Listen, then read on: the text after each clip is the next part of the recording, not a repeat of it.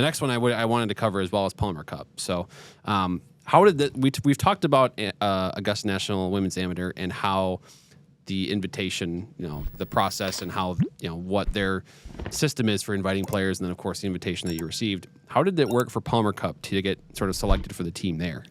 Yeah, I think Palmer Cup is definitely a little bit different. Like ANWA, the Augusta National Women's Amateur, is really based off of rankings. There's a couple of exemptions, but a lot of it's based off the World Amateur Golf ranking, and that's really it. For the Palmer Cup, it's actually more so of I think this year was maybe actually the first year was solely committee based. Okay. So there's a committee of head coaches. I want to say former coaches and maybe some I'm not exactly who all makes it up, but I'm assuming some people on the Palmer Foundation as well.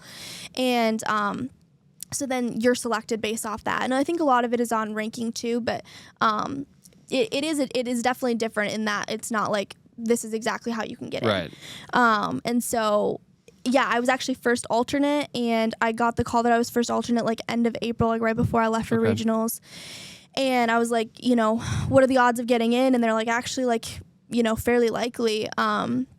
Some they often have someone drop out towards the end, just depend on a lot of different things, but tournament schedules or anything like that. And so yeah, then I got a call right when I got back from regionals, a week later, and they're someone had to pull out, and I was I feel for them, but I'm pretty glad to be there. So yeah, that was a pretty quick whirlwind of not thinking I was gonna be in it. Now I am. Yeah.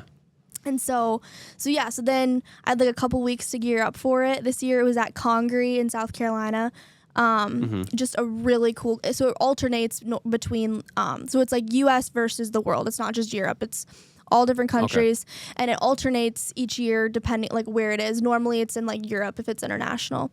I don't even know if it's benefit anywhere else other than Europe. But so last year was in Ireland, this year was in South Carolina, and it was just so fun. The course was really tough. It's a 150-acre property, 70 of which is sand. Wow. So just a lot of dirt out there. So just a lot of sand, a lot of sand out there, a lot of waste bunkers. But it was really fun. It was definitely a really good match play course too, because there's a lot of risk reward out there, with bunker carries, with drivable things or reachable par fives. So just different things that they did to make it was a very good match play course. Played tough though. Yeah. So, and again, talk to me about the format as well. So for people that don't know, Arnold Palmer Cup gathers some of the best both men and women. Yes. Amateur golfers, yes. right? So it's so the Arnold Palmer Cup is solely it's like a Ryder Cup essentially, for college golfers. So you have to be in college. Okay. You can't just be an AM and be younger. Yep. You have to be in college. And it's so on the US team consists of 12 guys and 12 girls, and then the international team consists of 12 guys and 12 girls. Okay. So there's 48 of us out there, and there's 4 matches throughout the week. First match is a mixed 4-ball.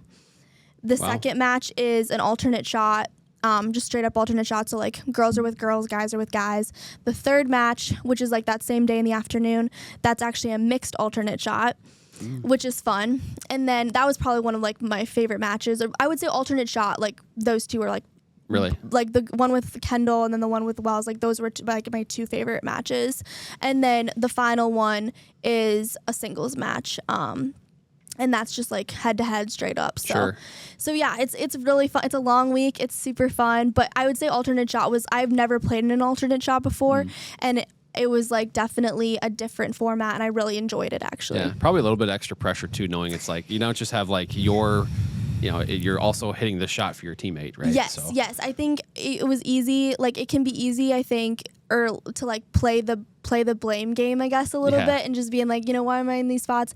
But I think our coaches did a really good job of pairing us with people they thought would be fitting, and trying to keep us with a straighter hitter or something, or depending on someone's game, or pairing longer hitters with longer hitters, just so that you're in spots that you're used to being in normally. So our coaches did a really good job of that, but it was fun. You really just had to I think the biggest thing is just staying positive, because once you get in a rhythm, it was really easy to keep it going. You're really feeding off of each other in alternate shots, so that was fun. And what was it like to wear The red, white, and blue. Oh, I mean, that's got to be a really cool feeling to get the uniforms and put them on and yes, kind of be. It's so special. I think there's nothing much better than to represent your country.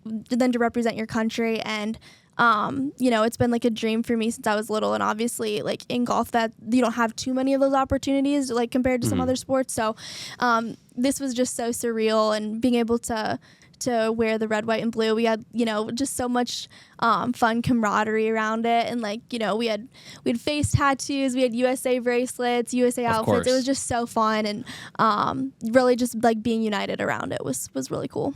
Yeah. I mean, it sounds and looks like a fantastic experience. With the mixed team thing is something that I think there should be more of in golf. I think it's fun when that when you see those formats. I know there's a couple events out there in the pro game, but there's not really that much.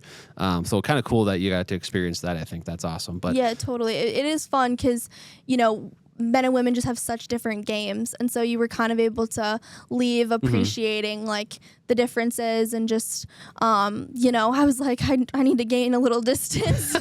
That's what I left thinking. But it was pretty fun just like to be able to see, some of the best men in the world, like their golf games. Obviously, we're used to playing with women all the time, and so it's pretty consistent. It can be kind of boring golf, and so for them, it's definitely anything but boring. They're left and right, and they're all over the place, but they hit it really far. So it was kind of fun to just be able to change it up. Yeah, well, that's awesome. I mean, really cool that those are big deal events that you get to be a part of. So. Hey, I know you've got a lot more career ahead of you, but I had to get your perspective on those two things, Bella. Yeah. Well, thank you for swinging into the studio here and joining us to talk about those two things. It was awesome. And again, I don't know what the future holds, if you're going to be in these again in the future, but we're rooting for you nonetheless. Thank you so much. So fun.